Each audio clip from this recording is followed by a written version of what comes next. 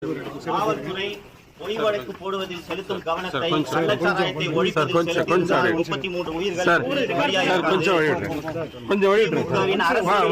பழி வாங்குவதற்கு மட்டுமே காவல்துறை பயன்படுத்தப்படுகிறது.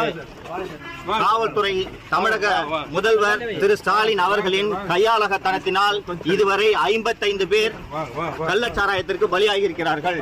இந்த கள்ளச்சாராய சாவுகளுக்கு பொறுப்பேற்று தமிழக முதல்வர் ராஜினாமா செய்ய வேண்டும்.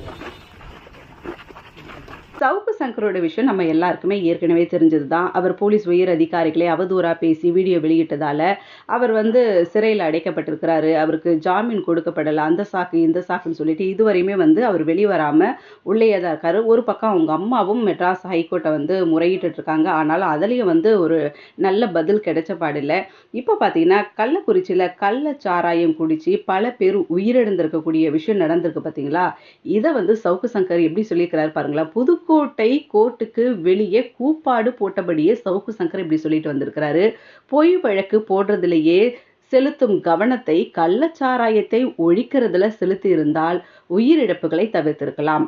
அரசியல் எதிரிகளை பழிவாங்கவே காவல்துறை பயன்படுகிறது அப்படின்ற மாதிரி சொல்லிட்டு வந்திருக்காரு. இது இத்தனை உயிர் போனதுக்கு காரணம் தமிழக முதலமைச்சரின் கையால் ஆகாதத்தனம். இது நிமித்தம் அவர் பதவி விலக்கணும் அப்படின்ட்டு கூப்பாடு போட்டபடியே அந்த இடத்துல இருந்து அவர் வெளியே போயிருந்திருக்கிறாரு.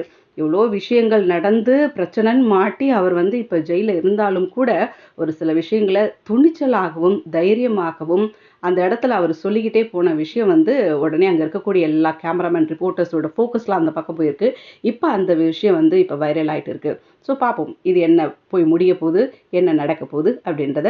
ஸோ தொடர்ந்து எங்களோட இணைந்திருங்க. எங்களுடைய க்ரானிக்கிள்ஸ் தமிழ் சேனலை சப்ஸ்கிரைப் பண்ணுங்க.